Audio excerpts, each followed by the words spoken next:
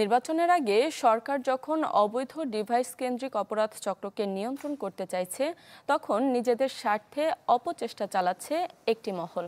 এমন অভিযোগ প্রধান উপদেষ্টার ডাক, টেলিযোগাযোগ ও তথ্য প্রযুক্তি মন্ত্রণালয়ের বিশেষ সহকারী ফয়েজ আহমেদ তৈয়বের।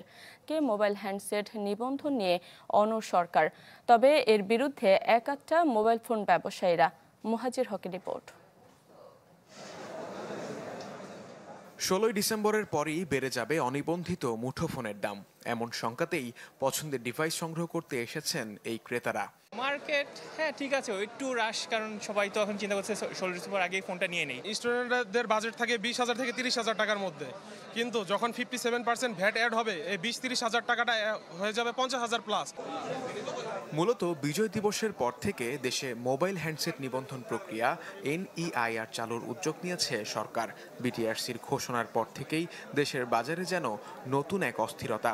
অনিবন্ধিত ফোন আমদানিতে 57% শুল্ক প্রত্যাহারের দাবি জানিয়ে আসছেন ব্যবসায়ীরা। সাধারণ জনগণের জন্য অফিসিয়াল সেটটা কিনা অ্যাকচুয়ালি অনেক টাফ হয়ে যায়, চ্যালেঞ্জিং হয়ে যায়। লাইক 1 লাখ টাকা সেট আপনি 1.5 লাখ টাকা দিয়ে নেওয়া অনেকের জন্য অযৌক্তিক মনে হতে পারে। গভর্নমেন্ট চাপায় দেয় যে না, ঠিক আছে, একটা বাজে কোয়ালিটিটাই বেশি দাম দিয়ে কিনতে হবে, তাহলে তো আর কিছু করার নাই। BTRCর প্রতিবন্ধকতা দূর আর ট্যাক্সটা সহনশীল, আমরা আর কিছু চাই না। রাজপথে নামা ছাড়া যদি কোনো উপায় না থাকে, সেই ক্ষেত্রে সারা বাংলাদেশের ব্যবসায়ীরা রাজপথে নামবে।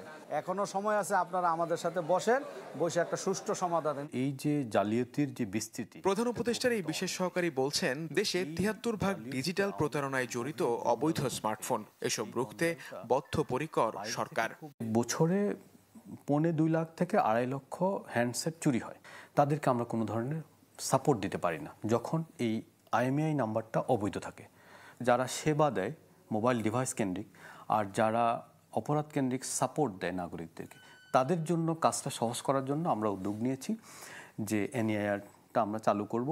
তার দাবি, মোবাইল ফোন চোরা কারবারির সাথে জড়িত বিশেষ একটি গোষ্ঠী, তাদের স্বার্থে আঘাত লাগার কারণেই সিদ্ধান্ত বাস্তবায়নে বাধা দেয়া হচ্ছে সরকারকে।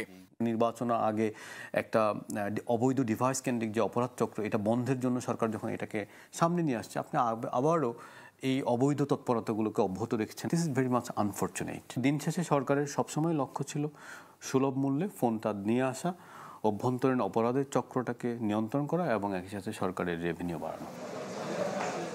সরকারের ICT বিভাগ জানায়, NEIR চালুর আগের দিন পর্যন্ত নেটওয়ার্কে যেসব ফোন রয়েছে সেগুলো স্বয়ংক্রিয়ভাবে নিবন্ধিত হবে। এছাড়া বিদেশ থেকে কেউ ফোন নিয়ে এলে সুযোগ থাকবে অনলাইনে নিবন্ধনের। আপনারা দেখছেন BX TV। এতক্ষণ সাথে থাকার জন্য ধন্যবাদ।